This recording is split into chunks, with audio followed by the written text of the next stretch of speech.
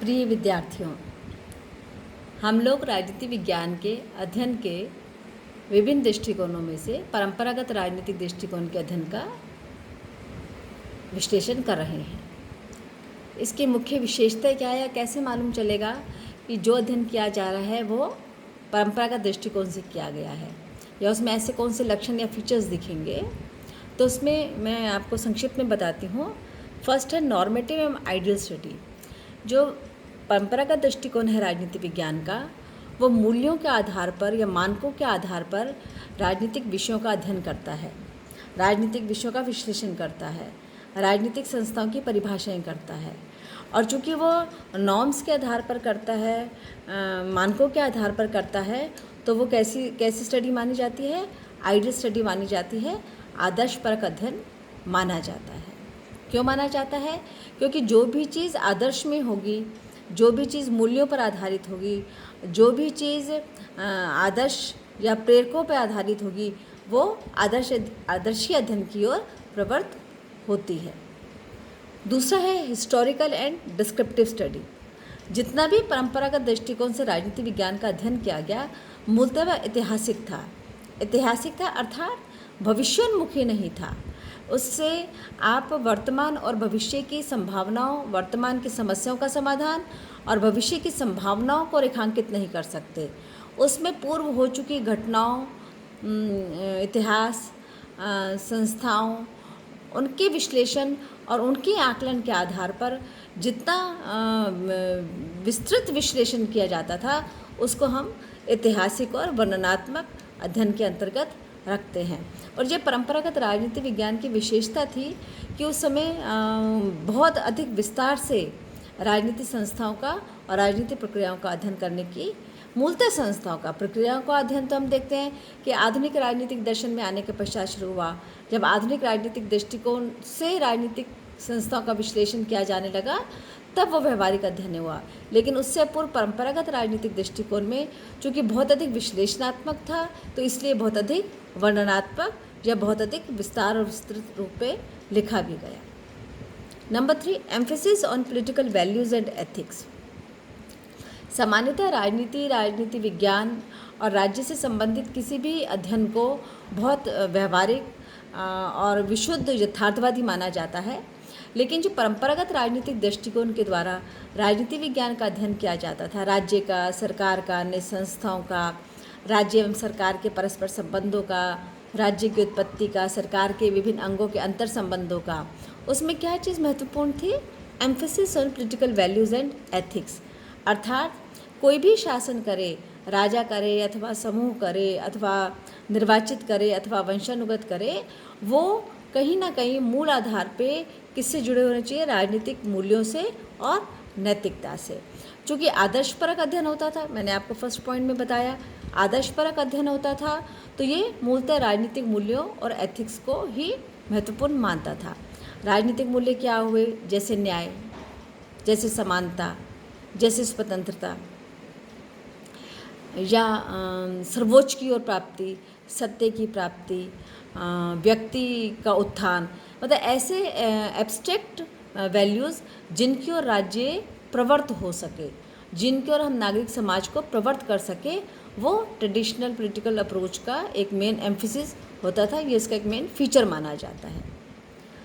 Fourth, legal formal and institutional study. Legal formal and institutional study का मतलब जो भी संस्थाओं का अध्ययन किया जाता था, वो विधिक स्वरूप का अध्ययन किया जाता था। उनका विधिक स्वरूप का अध्ययन कैसे किया जाता था कि संस्थाएं कैसे बनेगी, क्या उनका रोल होगा, क्या उनकी भूमिकाएं होंगी। और चूँकि फॉर्मल होता था, उसकी अंतःक्रियाओं का बहुत अधिक अध्ययन नहीं किया जाता था, अंतर संबंधों का बहुत अधिक अध्ययन नहीं किया जाता था।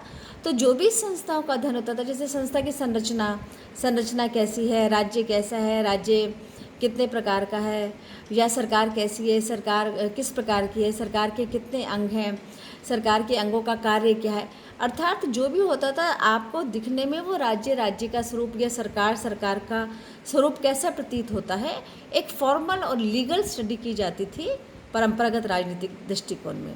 यहाँ मैं आपको थोड़ी सी तुलना करके स्पष्ट करती हूँ कि इसका अंतर कैसे मालूम चलता है कि कौन सी स्टडी फॉर्मल है या इंस्टीट्यूशनल है। जब हम किसी भी, जैसे मान लीजिए एक मकान है, मकान के 4 पिलर हैं, एक घुसने का दरवाज़ा है, छत है, पोर्च दिया हुआ है, विंडोज़ लगी हुई हैं। तो हमें जो चीज़ दिख रही है वो क्या है? संरचना है। तो हम एक स्ट्रक्चरल फॉर्म में उसका अध्ययन करते थे। लेकिन जब हम अंदर जाते हैं, कितनी कैपेसिटी है, कितना उसका साइज़ है, बैठने की क्या कैपेसिटी है, कहाँ पर क्या फैसिलिटीज़ दी हुई हैं, जब हम उसके अंदर जाके उसका बहुत अधिक गहराई से अध्ययन करते हैं, वहाँ रहते हैं, कंफर्ट फील करते हैं या डिस्कम्फर्ट फील करते हैं, तो वो हमारे को ये बताता है कि हम फॉर्मल से अलग हट के उस मकान को अनुभव कर रहे हैं। तो जब हम कहते हैं कि हम राज्य का अध्ययन कर रहे हैं, तो अगर ऊपर से करते हैं, सिर्फ कानून का अध्ययन करते हैं, फॉर्मल करते हैं, कैसे बना, कैसे कार्य करेगा, प्रमुख कार्य क्या है, तो फॉर्मल अध्ययन होता है। और अगर सिर्फ ऊपरी या औपचारिक अध्ययन करते हैं तो वो इंस्टीट्यूशनल स्टडी माना जाता है। लेकिन राज्य कैसा कार्य कर रहा है, अच्छा कर रहा है या नहीं कर रहा, क्या राज्य का शासक बदला जा सकता है, क्या राज्य के स्वरूप में परिवर्तन किया जा सकता है, या राज्य के निर्णयों का प्रभाव समाज पर कैसे हो रहा है, समाज उसकी क्या प्रतिक्रिया देता है, अर्थात ऐसे इनविजिबल इंटरेक्शंस जो अध्ययन किए जाने थे वो परंपरागत राजनीतिक दृष्टिकोण में नहीं किए गए। संभवतः यही एक मूल कारण भी रहा कि आधुनिक राजनीतिक दृष्टिकोण का उदय हुआ और परंपरागत राजनीतिक विश्लेषण की जो एक प्रमुख विशेषता मानी जाती थी वो आगे चलकर एक सीमा भी बन गई। अब हम आते हैं सेकंड पॉइंट पर, methodology of traditional political science, कि जो ये राजनीतिक अध्ययन किया जाता था पॉलिटिकल साइंस में, परंपरागत राजनीतिक विज्ञान का अध्ययन किया जाता था या परंपरागत दृष्टिकोण से राजनीतिक विज्ञान का अध्ययन किया जाता था, तो उसका मेथड क्या होता था, उसकी विधि क्या होती थी, किस पद्धति से वो अध्ययन करते थे। तो पहला मैंने आपको बताया था यहाँ पर कि आइडिया स्टडी है, तो आइडिया स्टडी है तो इसका मेथड क्या हो गया? फिलॉसफिकल, दर्शन प्रधान। दर्शन का मतलब क्या होना चाहिए, क्या सर्वोच्च है, क्या परम सत्य है, या क्या उच्चतम स्थिति है किसी भी समाज की या राज्य की। तो उस उच्चतम स्थिति को स्पष्ट करने के लिए दर्शन का आधार लिया जाता था, इसलिए इसको दार्शनिक पद्धति या फिलॉसफिकल मेथड बोला जाता है। चूँकि इतिहास के उदाहरण लिए जाते थे, इतिहास को फोकस किया जाता था, इतिहास जैसे अरस्तु ने उस समय विश्व के 156 संविधानों की तुलना की, तो उनके इतिहास की तुलना की, कैसे बने, कैसे हुआ, उनकी क्या विशेषताएं हैं, किस राज्य का क्या स्वरूप है, सरकारों के बदलने के क्या कारण होते हैं, उनको परिवर्तित कैसे किया जा सकता है। यद्यपि ये एक उदाहरण है हिस्टोरिकल मेथड का, और इसको हम इस तरीके से स्पष्ट कर सकते हैं कि जब भी हम इतिहास के अधिक उदाहरण या उसके आधार पर विश्लेषण करते हैं, अध्ययन करते हैं, तो उसको ऐतिहासिक पद्धति बोला जाता है। तीसरा है कंपैरेटिव मेथड। जैसे मैंने आपको अरस्तु का उदाहरण दिया, कंपैरेटिव का मतलब विभिन्न संविधानों, विभिन्न राज्यों, विभिन्न संस्थाओं का तुलनात्मक अध्ययन करके निष्कर्ष निकालने का प्रयास करना तुलनात्मक पद्धति के अंतर्गत आता है। लीगल या विधिक पद्धति के द्वारा अध्ययन किया जाना, ये भी ट्रेडिशनल पॉलिटिकल साइंस के अंतर्गत आता है। तो मैंने आपको दो चीज़ें बताई, salient features of traditional approach और मेथडोलॉजी ऑफ ट्रेडिशनल अप्रोच। आज हम थर्ड एस्पेक्ट है स्कोप ऑफ पॉलिटिकल साइंस। मैं यहाँ पर 3 प्रमुख विचारकों को उद्धृत करते हुए आपको स्पष्ट करना चाहूँगी कि राजनीति विज्ञान में क्या क्या अध्ययन किया जाना चाहिए। इस विषय पर 3 मूल विचारकों ने क्या क्या कहा है। पहले हैं गार्नर, जिनके अनुसार राज्य की उत्पत्ति और उसके विकास का अध्ययन इसके क्षेत्र के अंतर्गत आता है।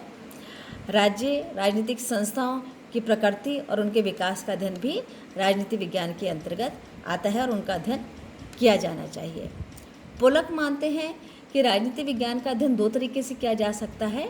एक तो इसके सैद्धांतिक पक्ष का अध्ययन, सिद्धांत निर्माण होना या आदर्श निर्माण होना या कुछ नीति नियम बनाने से संबंधित अध्ययन होना, वो किसके अंतर्गत आएगा? थियोरेटिकल पॉलिटिकल साइंस के अंतर्गत आएगा। लेकिन जैसे मतदान कैसे किया जाता है, मत व्यवहार कैसे किया जाता है, या मतदान कैसे प्रभावित होता है, चुनाव की प्रक्रिया क्या होती है, चुनाव का निर्णय कैसे होता है, तो वो जिसके अंतर्गत आएगा वो किसके अंतर्गत आएगा? बिहेवियरल पॉलिटिक्स के अंतर्गत। यहाँ पर पोलक मान रहे हैं कि पॉलिटिकल साइंस में दोनों ही प्रकार का अध्ययन किया जाना चाहिए, थियोरेटिकल पॉलिटिकल साइंस का भी और बिहेवियरल पॉलिटिक्स का अध्ययन करने से ही हम संपूर्ण राजनीति विज्ञान को समझ सकते हैं।